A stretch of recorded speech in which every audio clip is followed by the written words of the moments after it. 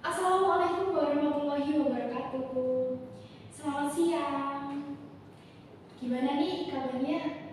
Baik kan? Sehat? Oke. Hari ini hadir semua ya. Masih semangat? Masih semangat ya? Oke. Untuk memulai belajar hari ini, karena kita sudah semangat, kita berdoa terlebih dahulu agar belajar hari ini berjalan dengan lancar dan juga beri manfaat bagi kita semua.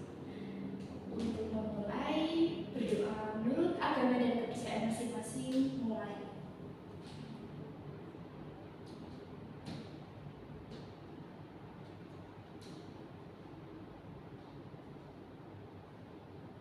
Amin. Selesai.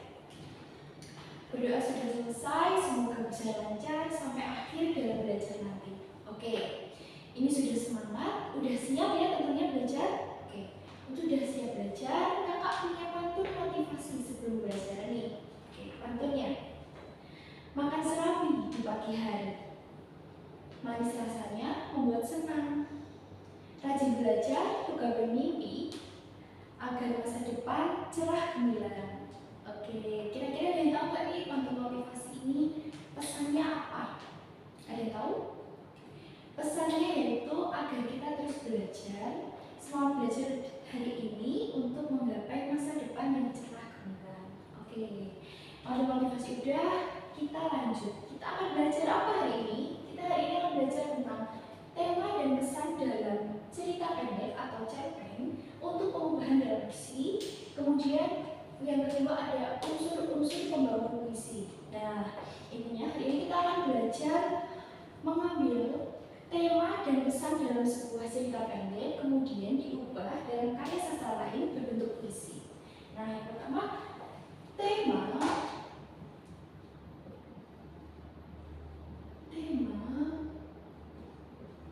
dan pesan.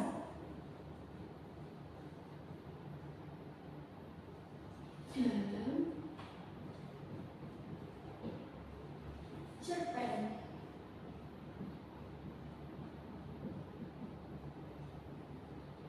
Untuk pengubahan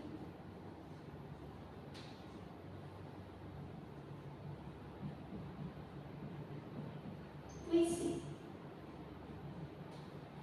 Nah, tema dan pesan dalam cerpen untuk pengubahan puisi. Nah, pasti di sini teman-teman udah pernah melihat ya, udah pernah melihat, udah pernah membaca, bahkan membuat cerita pendek atau puisi. Sudah ya? Oke, sudah. Kakak di sini punya dua teks. Dua teks ini nanti kita bedakan mana sih yang termasuk cerpen dan mana yang termasuk puisi. Nah, dan kita akan mencari perbedaannya. Apa sih perbedaan dari cerpen dan juga puisi? Oke, yang pertama kakak punya teks dengan judul Mas Gagah Berubah. Mas Gagah berubah. Ya, sudah beberapa bulan belakangan ini, Masku, sekaligus saudara kandungku, satu-satunya itu benar-benar berubah. Mas Gagah Perwira Pratama, masih kuliah di Teknik Sipil UI semester 7. Ia seorang kakak yang sangat baik, cerdas, periang, dan tentu saja ganteng. Mas Gagah juga mampu membiayai kuliahnya sendiri dari hasil mengajar privat untuk anak-anak SMA. Sejak kecil aku sangat dekat dengannya. Tak ada rahasia di antara kami. Ia selalu mengajakku kemana ia pergi. Ia yang menolong di saat aku butuh pertolongan. Ia menghibur dan membujuk di saat aku bersedih. Membawakan oleh-oleh sepulang sekolah dan mengajariku mengaji. Pendek kata, ia selalu melakukan hal-hal yang baik, menyenangkan dan berarti banyak untukku. Nah, teks yang pertama. Untuk teks yang kedua berjudul Pertanyaan, karya Muhammad Ra'afi. Ada apa gerangan yang terjadi? Mengapa tidak seperti dahulu? Hal apa yang membuatnya begini? Semua masih menjadi misteri. Rasa penasaran ini terus mengusik. Sebelumnya, kau tak pernah seperti ini. dirimu adalah lelaki sempurna. Mata ini tak mungkin dibohongi. Lelaki yang sangat baik dan berpikiran cerdas, juga selalu menjadi pria. Itulah dirimu yang kukenal. Nah, kira-kira kakak udah bacain 2 teks ini. Kira-kira teks yang pertama dengan judul Mas Gagah Berubah tadi termasuk teks apa, dan juga teks yang kedua dengan judul pertanyaan tadi. Kira-kira judulnya? Nah, iya, teks yang pertama termasuk teks puisi. Teks yang pertama termasuk teks cerpen ya, cerita pendek. Oke. Yang kedua dengan judul pertanyaan tadi termasuk teks puisi. Nah, kira-kira apa sih bedanya teks tadi, 2 teks tadi? Oke, mari kita lihat ya, perbedaan dan persamaan. Kedua, perbedaan dan persamaan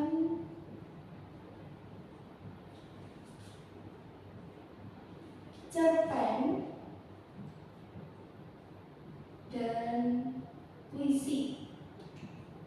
Nah, ini perbedaannya kita lihat dari unsur-unsur pembangunnya atau unsur-unsur dari cerpen dan juga puisi. Nah, kira-kira kita lihat pertama dari unsur.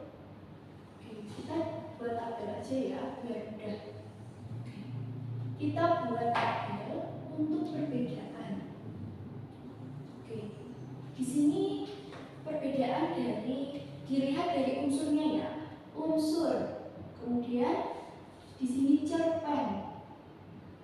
Kemudian di sini puisi. Nah, dari unsur yang pertama, misal satu adalah termasuk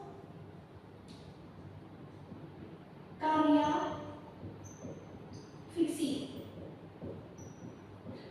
Kira-kira cerpen dan puisi termasuk karya fiksi enggak ya? Oke, jadi cerpen dan juga puisi termasuk karya fiksi. Dikatakan karya fiksi apa? Sebuah teks fiksi atau karya fiksi yaitu karya yang tidak sebenarnya atau hanya rekaan saja oleh pengarang atau penulisnya. Hanya ya. Terus yang kedua, memiliki. Yang pertama ya, memiliki tema. Nah, kira-kira dari cerpen dan puisi memiliki tema. Contohnya tadi 2 tadi, Mas Gagah yang Berubah dan juga pertanyaan tadi sama-sama memiliki tema kan ya. Keduanya sama-sama memiliki tema. Temanya tadi hampir mirip, yaitu tema tentang sebuah ungkapan kekecewaan karena sebuah perubahan dari seseorang. Kemudian yang ketiga, kita akan cari memiliki tokoh.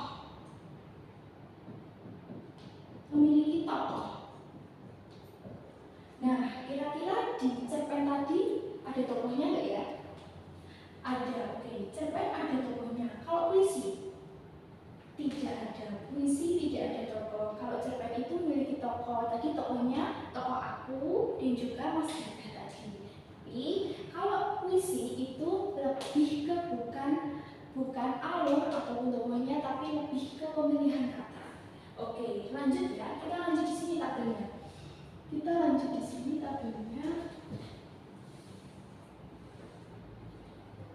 Oke. Kita lanjutin di sini ya. Memiliki tokoh. Kemudian yang kedua adalah memiliki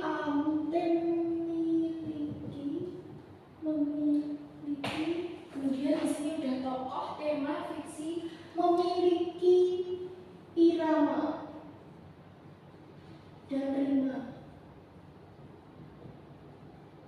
Nah, kira-kira puisi tadi memiliki irama dan rima enggak ya? Nah, kalau yang memiliki rima dan irama adalah puisi, tetapi untuk cerpen tidak memiliki rima dan juga irama. Karena apa? Rima dan irama di sini adalah pengulangan bunyi dan juga keselarasan bunyi. Di dalam cerpen itu tidak menggunakan rima atau irama. Kemudian yang ketiga adalah selanjutnya adalah berbentuk bait. Berbentuk bait. Kira-kira kalau cerpen dan puisi yang berbentuk bait? Nah, benar. Kalau cerpen itu bentuknya apa?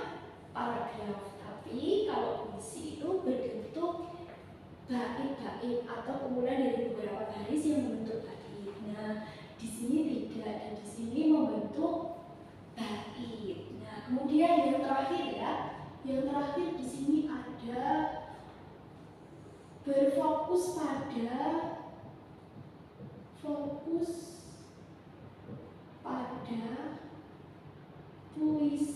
berfokus pada diksi atau pemilihan kata. Nah, seperti yang kakak jelaskan tadi ya, kalau misalnya cerpen itu kan berfokusnya tadi ada tokoh, mungkin ada alurnya. Nah, tapi kalau ada puisi itu apa? Lebih ke pemilihan kata atau diksi yang digunakan dalam menulis puisi. Jadinya ini puisi, ini tidak.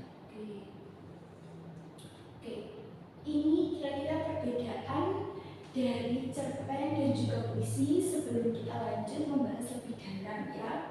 Oke, dari perbedaan ini mungkin kita langsung saja ya membahas tentang cerita pendek, pengertiannya dan juga menyinggung unsur-unsurnya.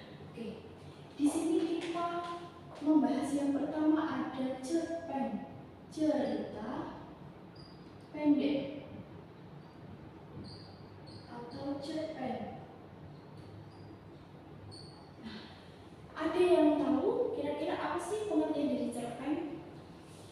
Selain cerita, terus mungkin permasalahan, mungkin di dalamnya ada tokohnya, kira-kira apa? Oke. Jadi cerita pendek adalah sebuah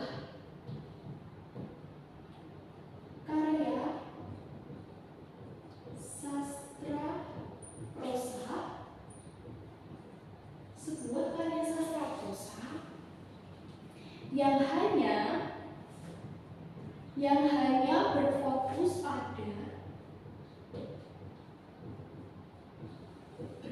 pada satu konflik permasalahan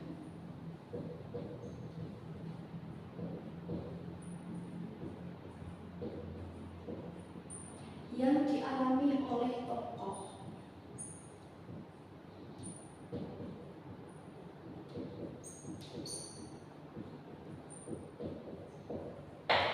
Nah, pengertian dari cerita pendek atau cerpen di sini adalah, jadi cerita pendek tadi adalah sebuah karya sastra prosa atau karya sastra fiksi yang hanya berfokus pada satu konflik permasalahan yang dialami tokoh. Jadi kayak tadi dengan judul Mas Gagahku yang berubah tadi, dialami satu tokoh saja konfliknya. Oke, seperti yang dikatakan kan, kalau cerpen itu apa sih? Cerita yang dibaca habis sekali duduk dan juga tidak lebih dari 10.000 kata. Nah, cerita pendek ini dialami satu tokoh atau permasalahan, kemudian dari mulai pengenalan karakter hingga penyelesaian masalah. Oke, kita singgung. Masih ingat untuk unsur intrinsik atau unsur pembangun cerpen kira-kira? Nah, di sini kita tulis ya, unsur apa aja nih kira-kira? Unsur intrinsik cerpen. Kira-kira masih ingat nggak unsur intrinsik cerpen ada apa aja yang pertama? Nah, yang pertama itu ada tema. Nah, kita singgung sedikit ya, tema itu apa? Tema gagasan pokok yang mendasari sebuah cerita. Nah, tema di sini adalah gagasan pokok. Jadi temanya apa? Kayak misalnya temanya pendidikan, perjuangan, atau tadi temanya kekecewaan, perubahan itu. Ini untuk tema ya. Kemudian yang kedua, ada yang masih ingat mungkin yang kedua? Kedua itu ada tokoh. Nah, di sini tokoh itu apa? Kira-kira kalian masih ingat nggak? Tokoh, tahu? Tokoh itu benar. Orang atau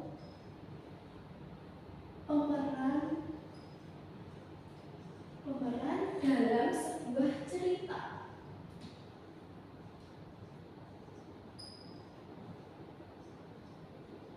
Nah, jadi tokoh itu adalah pemerannya. Orangnya tadi tokohnya ada Mas Gaga dan juga aku ya. Oke, mungkin untuk tokoh, tema, unsur intrinsipnya kalian masih ingat. Yang ketiga itu ada penokohan. Apa itu penokohan? Nah, oke, penokohan di sini adalah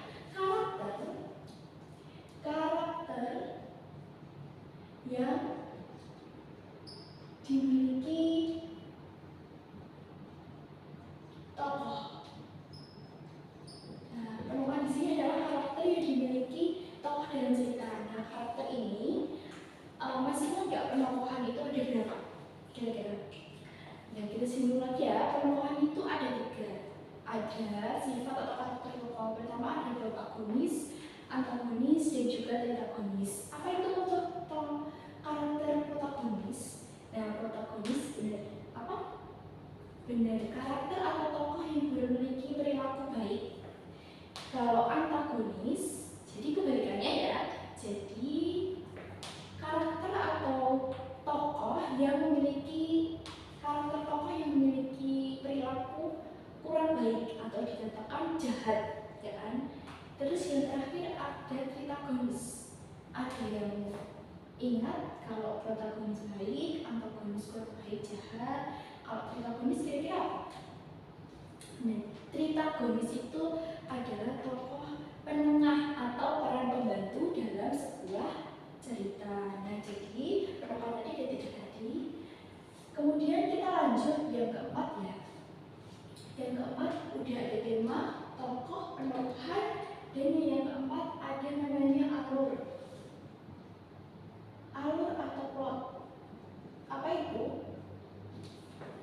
Rangkaian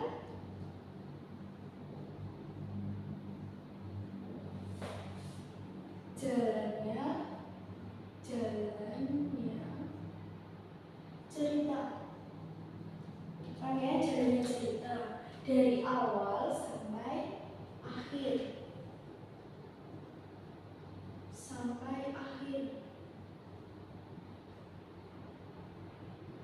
Nah, untuk alur di sini masih ingat nggak?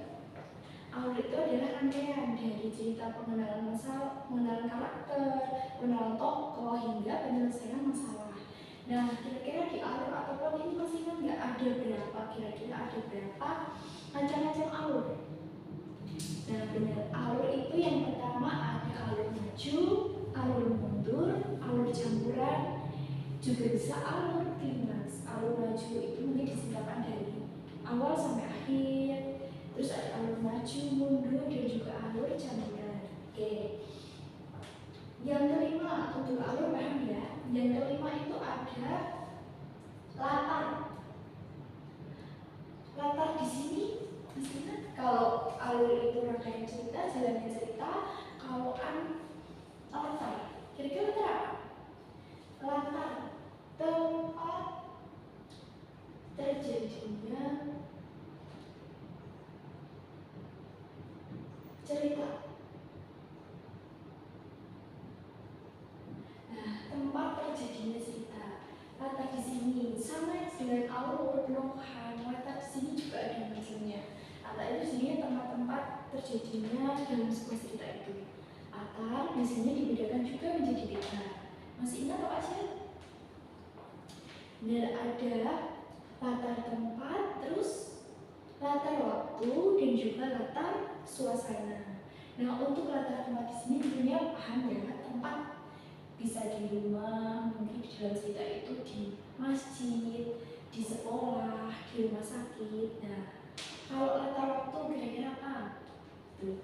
Kalau latar waktu itu bisa pagi hari, siang hari, sore hari, kemudian bisa juga tanggal berapa, hari apa, itu termasuk latar waktu. Yang terakhir ada latar suasana.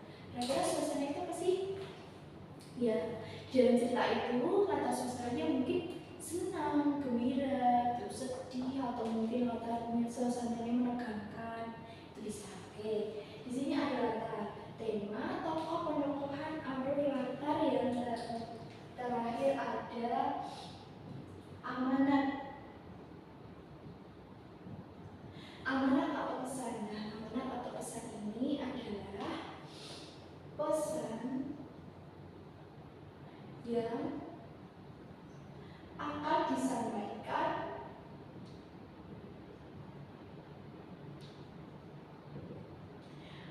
penulis kepada pembaca.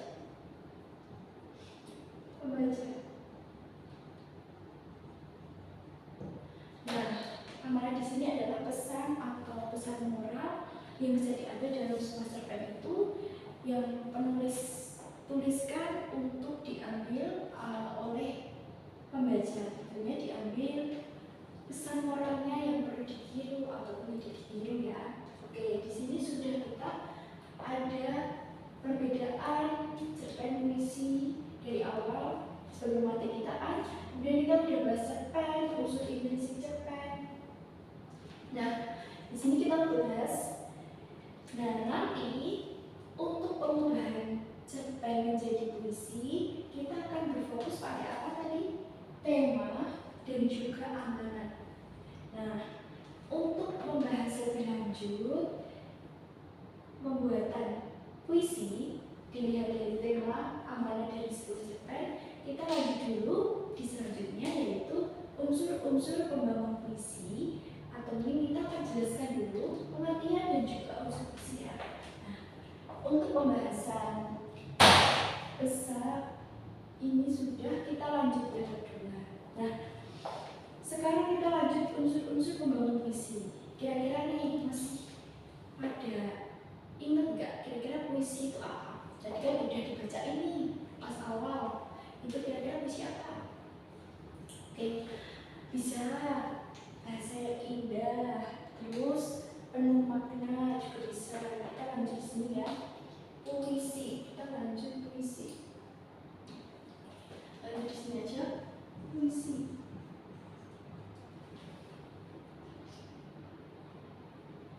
Nah, kira-kira puisi di sini. Sebelumnya kita pengertian puisi dulu ya. Masih ingat berkata yang indah, terus penuh makna. Jadi puisi adalah sebuah karya sastra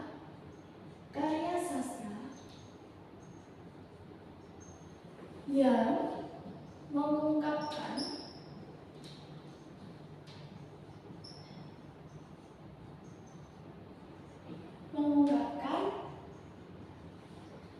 pemikiran dan perasaan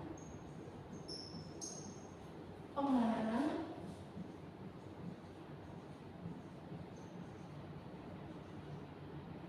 secara imajinatif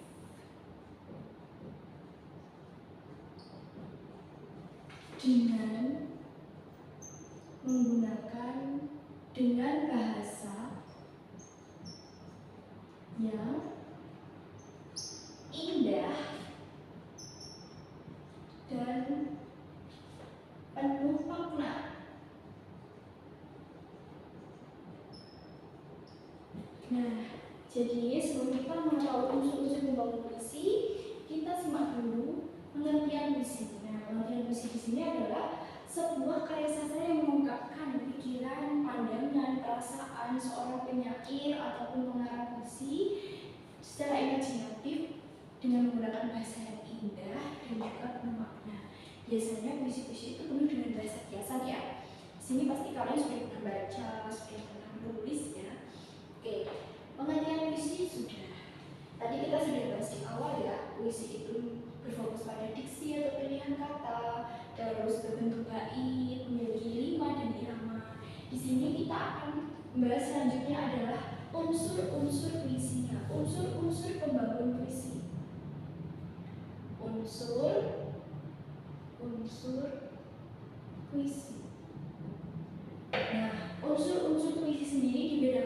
dua, yaitu unsur fisik dan juga unsur batin. Oke. Yang pertama ya, kita akan bahas unsur fisik puisi. Satu, unsur fisik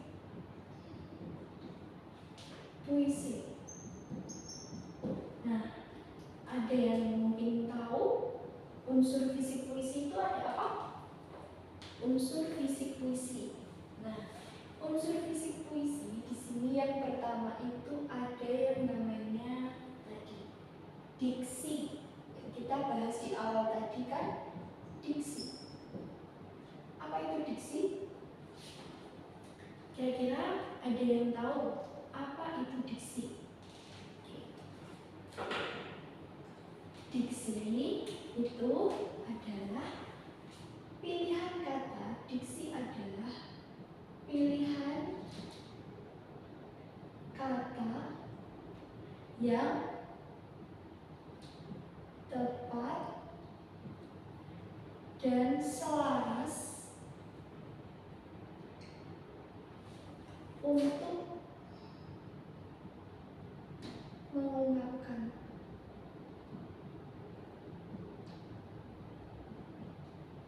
gagasan. Nah, jadi untuk di situ adalah pilihan kata yang tepat dan selaras untuk mengungkapkan gagasan. Misal nih, seorang penulis atau pengarang pasti menentukan pilihan kata. Dalam puisi kan pilihan katanya harus dengan bahasa yang indah, penuh makna, kiasan. Misal, seorang penulis mengungkapkan contohnya adalah gundah. Gundah di sini bisa berarti bingung, terus resah, bingung, sedih juga bisa. Nah, kemudian yang kedua bisa dengan kata banting tulang. Banting tulang di sini artinya adalah pekerja keras.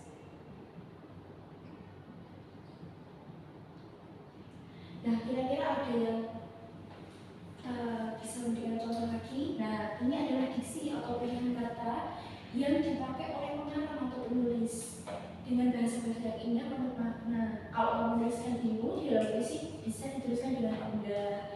Terus pekerja keras bisa banting tulang. Selain itu mungkin buah hati itu untuk apa? Untuk anak. Terus selain buah hati bisa juga dari malam itu artinya bulan yang masih banyak lagi. Jadi pemilihan kata yang tepat dan selaras sehingga puisi menciptakan puisi yang indah dan penuh makna. Oke, untuk diksi paham ya? Unsur fisik yang pertama diksi. Oke, kemudian yang kedua unsur fisik yang kedua itu ada yang namanya itu kata konkret. Nah, ada yang paham kata konkret itu apa? Kalau diksi pilihan kata, kalau kata konkret yaitu kata yang nyata, artinya adalah nyata, berwujud, terus dapat ditangkap indera,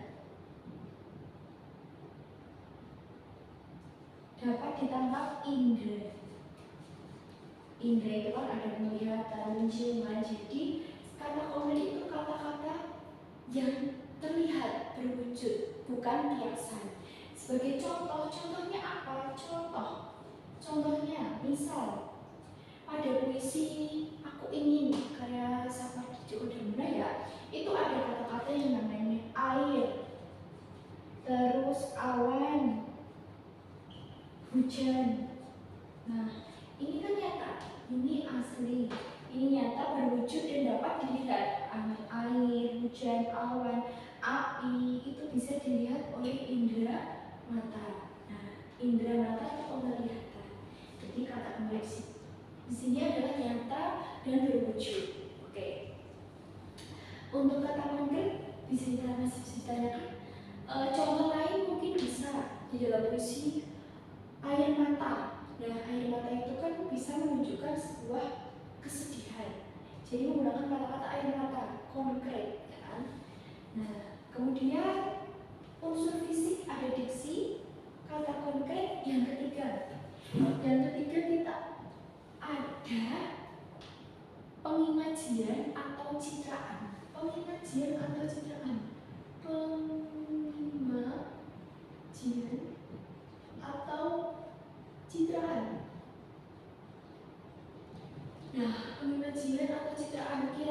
sini ada nggak yang tahu kira-kira citraan itu ada citraan apa aja?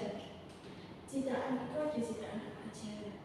Nah, yang pertama itu ada citraan penglihatan. Satu, citraan penglihatan.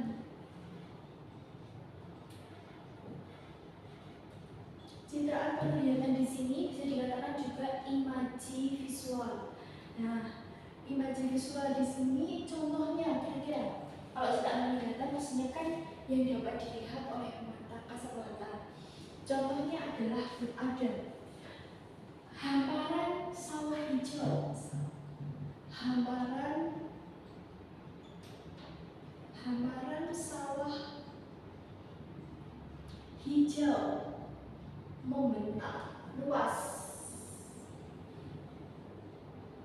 membentang luas. Hamparan sawah hijau membentang luas. Di sini sebagai hamparan sawah hijau, hamparan sawah hijau. Di sini hamparan sawah hijau. Itu artinya apa? Imajinasi lihat. Seakan-akan pembaca yang telah membaca puisi tadi sudah melihat, oh, hamparan sawah luas, sawah hijau. Jadi sawahnya itu luas dan warna hijau. Nah, jadi seakan-akan pembaca itu bisa melihatnya, ikut melihat dari membaca puisi. Oke, citraan penglihatan aman ya? Oke. Yang kedua, ada citraan penglihatan, kemudian yang citraan pendengar. Nah, citraan penglihatan pendengar atau dikasarkan imaji audik. Di sini imaji audik. Di sini imaji visual. Ada imaji audik, ada visual. Kira-kira kalau pendengaran itu apa? Contohnya, yang kira-kira penulis pembaca itu bisa mendengarkan, merasa mendengar di dalam membaca puisi tadi. Contohnya ada, misal gemericik air sungai mengalir. Gemericik air sungai mengalir. Gemericik air mengalir. Nah, di sini sebagai penandanya apa? Gemericik air sungai mengalir. Seakan-akan di sini, seakan-akan pembaca itu mengetahui di situ ada suara gemericik air. Jadi dalam baca itu mendengarkan suara gemericik air. Nah, ini untuk citraan pendengaran. Selain itu juga bisa contohnya adalah kicauan burung di pagi hari. Itu bisa seakan-akan pembaca itu mendengarkan kicauan burung. Kemudian yang ketiga ada citraan pendengaran. Yang ketiga ada citraan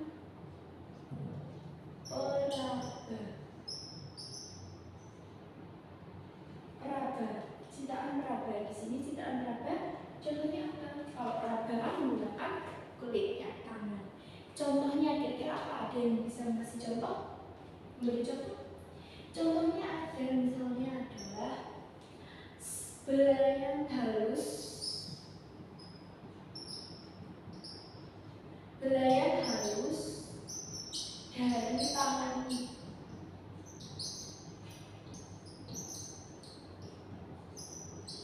Nah, sebagai contoh belayan halus dari tangan ibu, seakan-akan membaca itu merasakan belayan dari tangan ibu. Itu bisa meraba atau merasakan. Citraan perabaan aman. Di sini sebagai contohnya, di sini belayan halus dari tangan ibu. Kemudian untuk citraan perabaan namanya ada citraan penglihatan, pendengaran, perabaan. Yang keempat, citraan penciuman. Nah, sini kalau penciuman itu kan pasti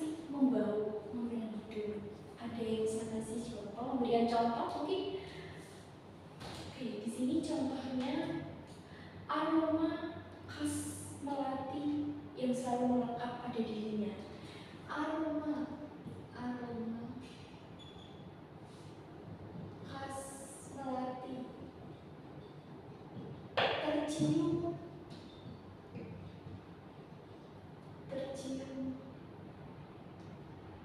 aroma khas Melati tercium dari tubuhnya.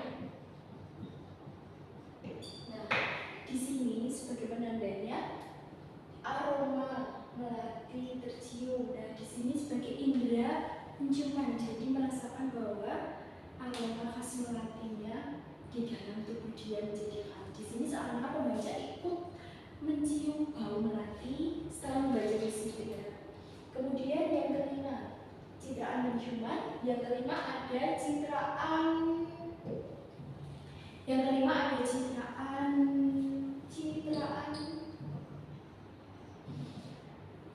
penglihatan, pendengaran, perabaan, penciuman, pengecapan.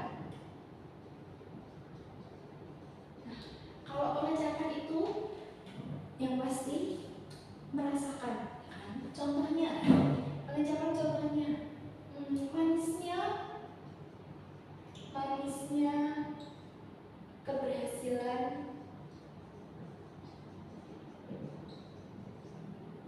terasa di lidah. Nah, di sini sebagai penanda adalah manisnya keberhasilan. Manisnya seakan-akan pembaca itu merasakan manisnya sebuah keberhasilan. Manis dirasakan, perasa. Oke, yang terakhir ada citraan gerak. Oke, citraan gerak. Kira-kira nih ada yang bisa memberikan contoh nggak? Kalau gerak itu pastinya bergerak, ya kan? Citraan gerak kira-kira contohnya adalah daun berguguran. Contohnya adalah daun-daun berguguran pagi itu. Nah, di situ menyatakan bahwa daun-daun itu berguguran, bergerak, jatuh ke bawah atau bergugur. Daun-daun berguguran. Nah, di sini ada tiga. Yang ketiga pengimajian. Tadi kita udah bahas ada diksi, kemudian ada kata konkret, kemudian ada pengimajian atau citraan. Yang selanjutnya kita akan bahas yang keempat. Yang keempat itu ada majas atau gaya bahasa. Oke, kita lanjut di sini ya. Ada majas atau gaya bahasa.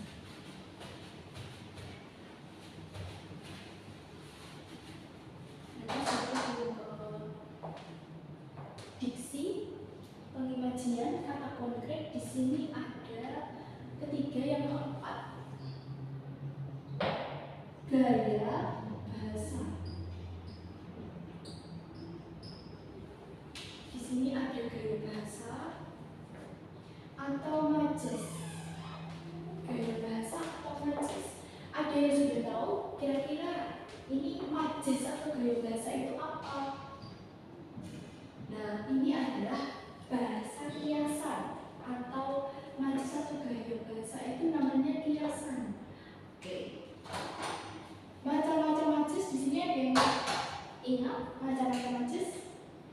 Kiasan.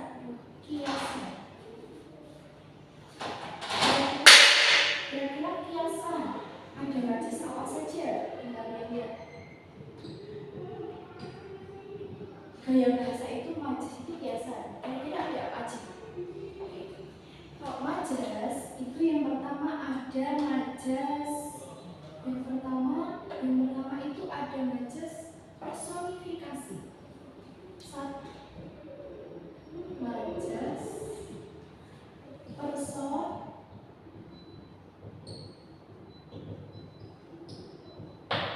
majas personifikasi.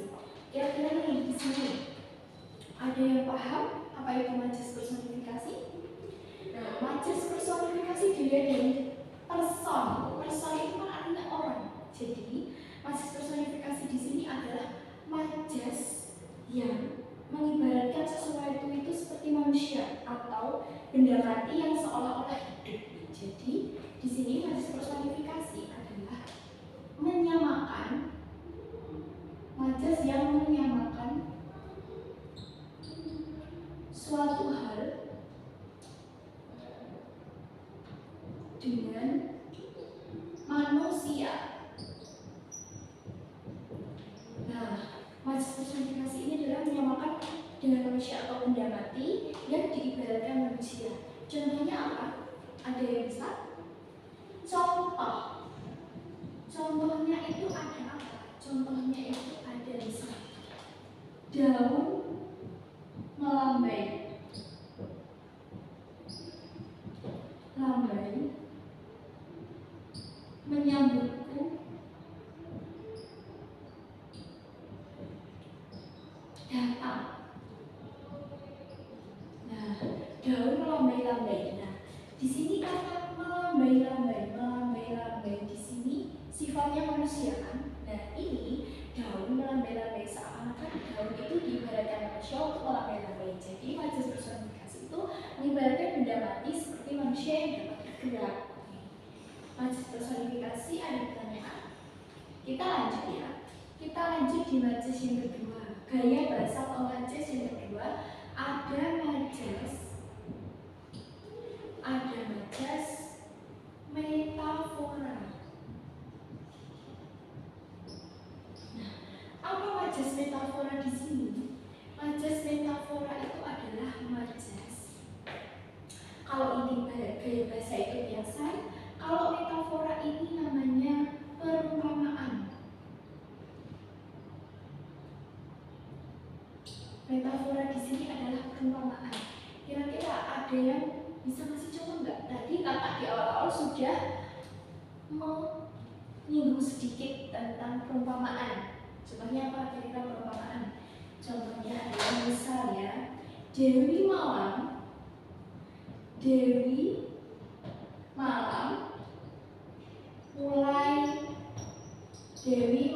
mulai menyinari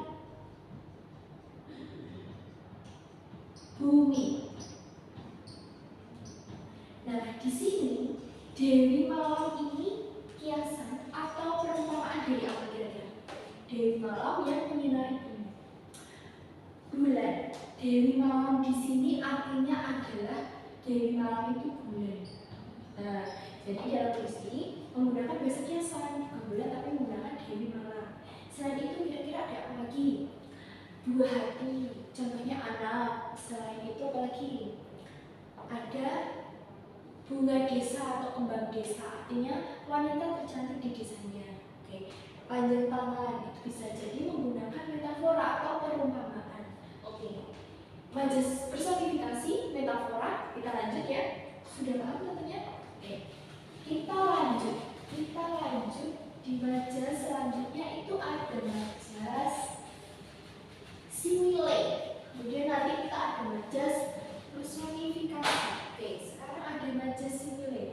Yang ketiga, majas simile.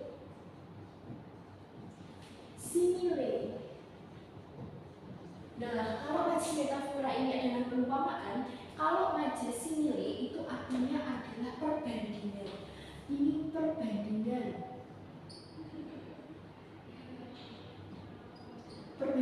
Kira-kira majas yang membandingkan sesuatu. Biasanya di majas simile itu ada kata-kata yang menjadi ciri khas yang buat pembanding. Ada kata apa aja? Kata pembandingnya ada kata seperti, kemudian bak, kemudian ibarat. Ada seperti, bak, ibarat, laksana. Nah, ini untuk membandingkan. Kira-kira ada yang bisa kasih contoh nggak? Dari kata pembanding ini, kira-kira apa ya contohnya dari majas simile? Contohnya, misal cantiknya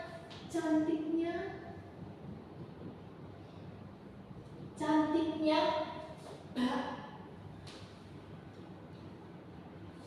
rembulan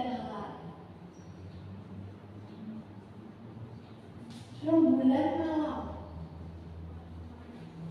rembulan malam. Nah, di sini cantiknya Mbak menggunakan apa? Kata pembanding Mbak. Cantiknya Mbak rembulan malam. Jadi cantiknya ibaratnya adalah bulan, rembulan malam, bintang-bintang. Nah, itu. Terus ada lagi contohnya yang kedua, misal ya.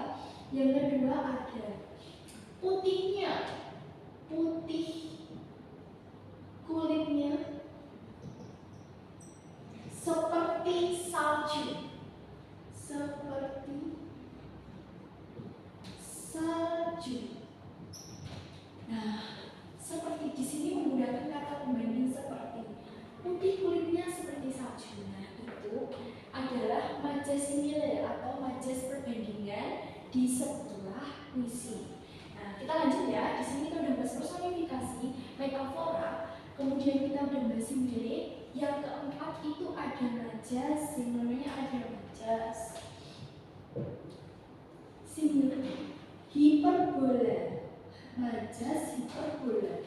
Kira-kira di sini ada yang tahu majas hiperbola? Hiperbola. Nah, tadi kalau personifikasi, person artinya kan manusia. Di sini kira-kira hiper di sini kan berlebih, artinya berlebihan. Jadi majas hiperbola adalah majas yang mengungkapkan sesuatu hal secara berlebihan. Majas berlebihan, mengungkapkan suatu hal secara berlebihan, mengungkapkan secara berlebihan. Kira-kira apa contohnya? Kira-kira mengungkapkan secara berlebihan, contohnya apa dari majas hiperbola ini?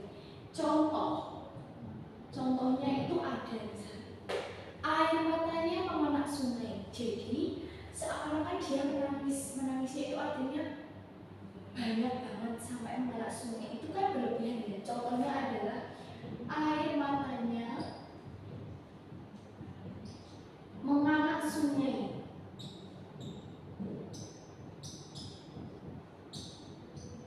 Nah, di sini adalah air matanya memanak sungai. Jadi secara berlebihan. Dia melebihkan bahwa nangisnya itu banyak. Jadi sampai menganak sungai, sampai membuat sungai kecil. Nah, itu ya majas hiperbola. Jadi ada majas personifikasi, metafora, hiperbola itu berlebihan. Yang terakhir ada majas repetisi. Majas repetisi. Nah, dari arti kata, ada yang tahu arti kata repetisi? Repetisi atau mengulang-ulang. Jadi majas yang artinya ini mengulang-ulang, berulang atau mengulang-ulang. Contohnya apa? Contohnya misal cintaku tulus, cintaku suci, dan cintaku sedalam samudra. Nah, di dalam situ jadi kata cinta tadi, contoh cinta, misal cintaku tulus, kemudian cintaku suci, dan terakhir misal cintaku sedalam samudra tadi. Nah, itu mengulang-ulang kata cinta. Dan di sini disebut majas repetisi. Oke, ada yang dinanyakan? Ada gaya bahasa majasnya, ada bahasa personifikasi, metafora, simile, hiperbola, dan repetisi. Yang ditanyakan? Enggak ya? Oke. Sekarang udah unsur fisik yang kelima. Unsur fisik yang kelima itu adalah tipografi. Oke, terkesida ada tipografi. Ada tipografi. Di sini yang kelima ada namanya tipografi. Apa itu tipografi? Tipografi yaitu bentuk visual untuk menambah kesan estetik dalam sebuah puisi. Jadi penataan teks secara visual. Penataan teks ini di sini bisa dengan penataan teks. Penataan teks agar terlihat terkesan estetika. Penataan teks biar terkesan estetika. Jadi untuk tipografi ini adalah penataan teks agar visualnya berbentuk misal. Contohnya adalah membuat puisi judulnya cinta. Bisa dibentuk tidak hanya bait, satu bait, terus dua bait. Jadi kalau misal contoh ya, contoh penataan teks agar terkesan estetik. Penataan terkesan estetik. Contohnya misal puisi cinta. Nah, nanti bisa dibuat gini. Tulisannya bisa dibuat love. Gini. Jadi tidak hanya membuat bait-bait saja, tapi bisa menggunakan ini. Agar apa? Penataannya itu cantik, terkesan, sesuai dengan temanya. Oke, ini adalah unsur yang terakhir, unsur fisik yang terakhir. Kemudian kita lanjut di unsur fisik puisi. Kita akan lanjut di unsur batin puisi. Unsur batin.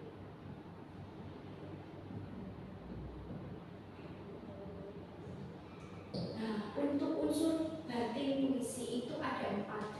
Ada yang namanya tema, kemudian ada yang namanya perasaan penyair, nada dan juga suasana, dan terakhir ada pesan.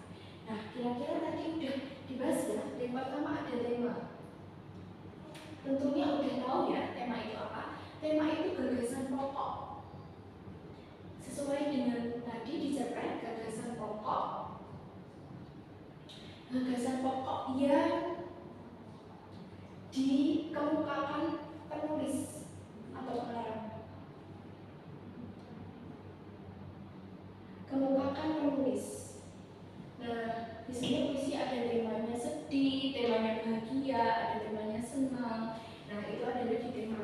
Kemudian yang kedua itu ada namanya perasaan penulis, perasaan penulis. Nah, apa perasaan penulis di sini? Perasaan penulis itu adalah isi hati atau perasaan penulis yang dituangkan atau diungkapkan dalam sebuah puisi. Ini adalah isi hati penulis. Misal penulis lagi galau, lagi sedih, membuat puisi tentang galau. Lagi jatuh cinta, penulis membuat puisi tentang jatuh cinta sesuai dengan isi hati, perasaan atau pikirannya. Oke, untuk sekarang tema. Terus ada perasaan penulis. Kemudian yang ketiga itu ada apa tadi? Yang ketiga ada nada dan juga suasana. Nada dan juga suasana. Yang ketiga itu ada nada dan juga suasana.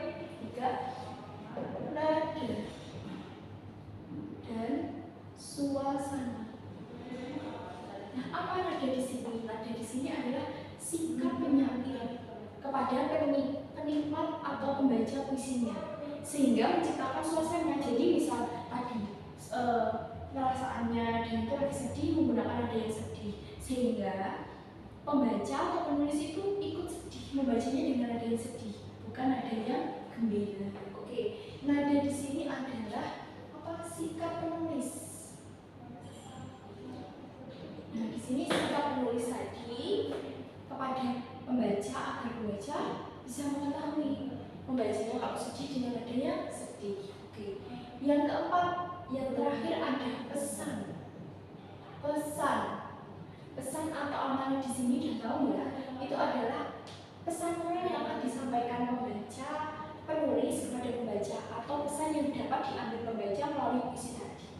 Oke, ini pesan di sini adalah pesan penulis kepada pembaca. Oke, sudah selesai ya. Kita udah bahas unsur fisik, unsur batin puisi.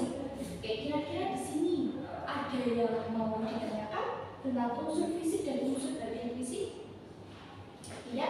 Nah, oke. Sekarang tadi kita udah membahas cerpen.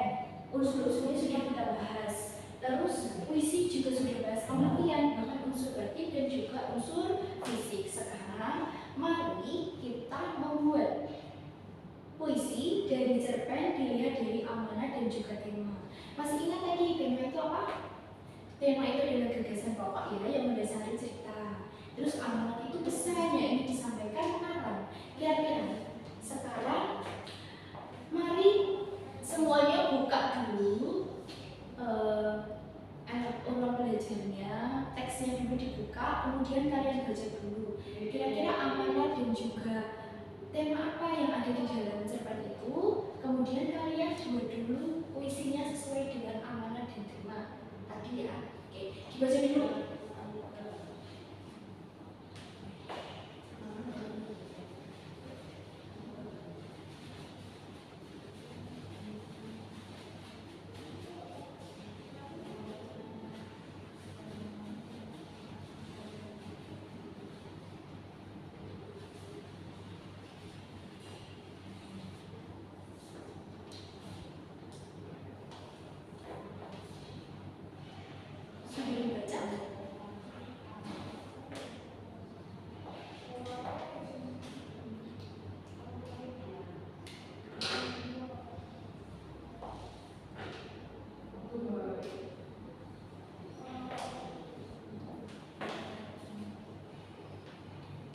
Oke, kalau sudah membaca, kira-kira nih tema dari teks cerpen yang kalian baca itu apa temanya?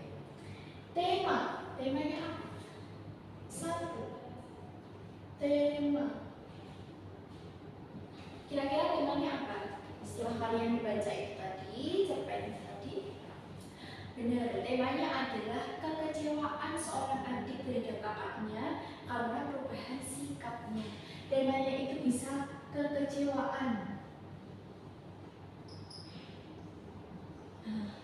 Kekecewaan seorang adik kan ya.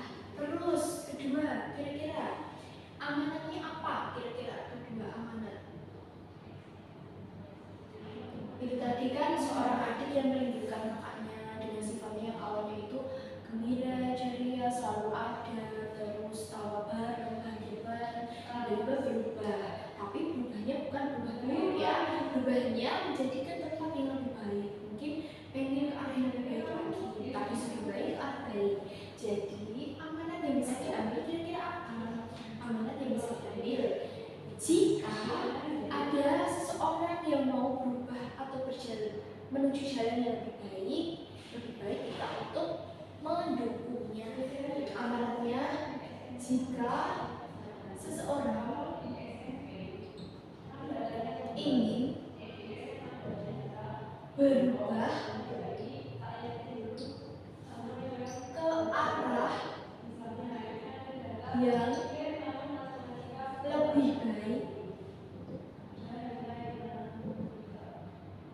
sebaiknya kita dukung.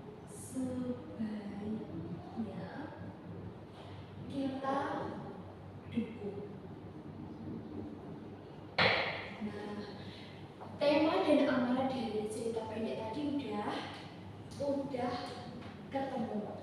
Sekarang tugas kalian adalah mencoba menulis atau membuat puisi dari tema dan juga amanat yang sudah kalian dapatkan dari cerpen tadi. Seperti pembahasan kita ini kan, tema dan pesan dari cerpen untuk mengubahnya dalam puisi. Sekarang kakak kasih waktu mungkin sekitar 5-7 menit untuk membuat puisinya ya.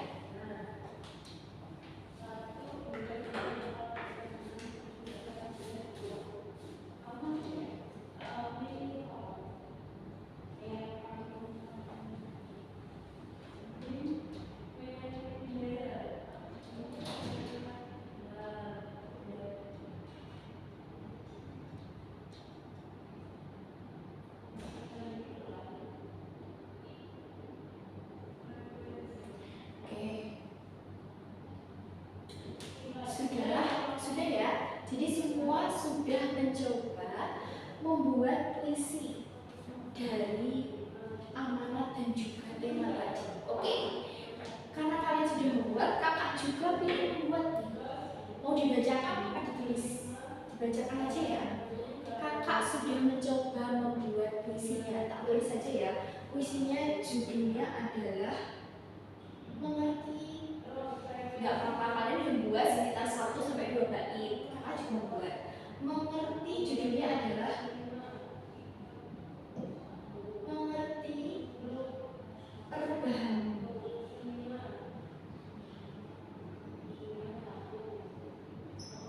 Nah, judulnya adalah mengerti perubahanmu, atau diganti judul agar lebih baik kali ya, mengerti langkahmu, mengerti langkahmu. Nah, kira-kira kakak mau mencoba ya. Yang pertama, aku sempat kecewa.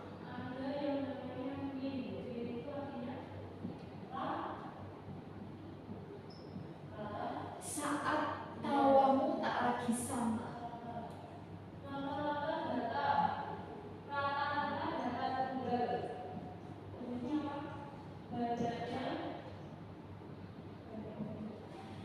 Saat tawamu tak lagi sama.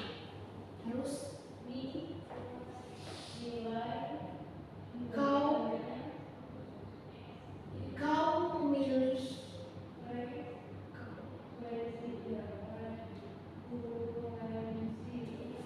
memilih jalan sepi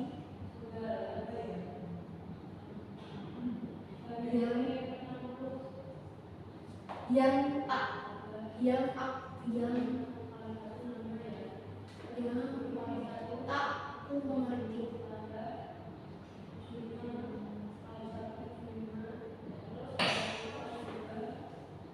Terus lanjut. Namun ada baru ya, baik baru. Namun aku sadar perubahanmu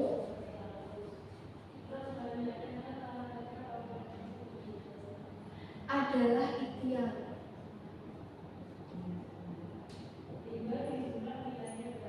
Perubahanmu adalah ikhtiar. Lanjut lagi. Aku mencoba sabar dalam kata dan prasangka.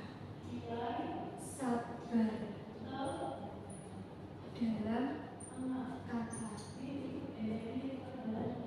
Oke.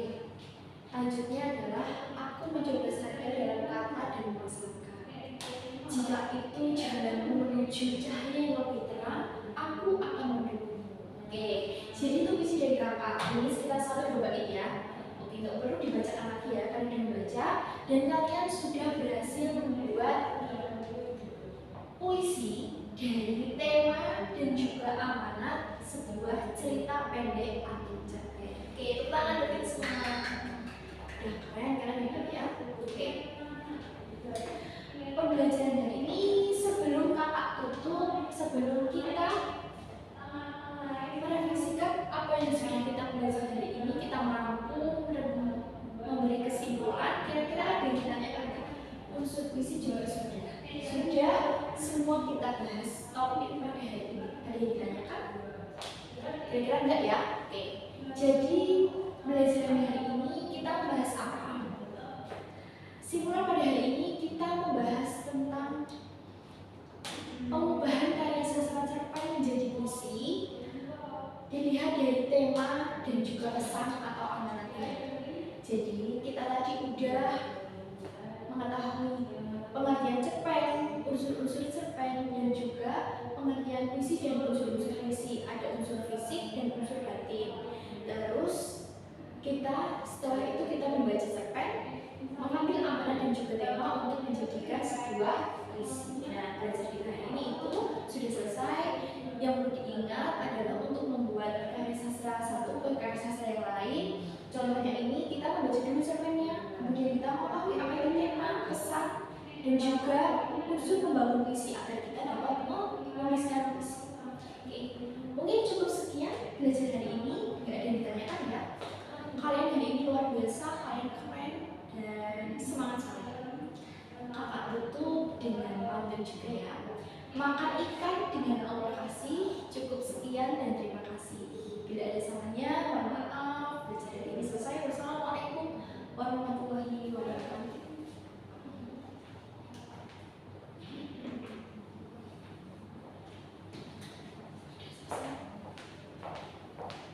Baca dulu gak kepencet.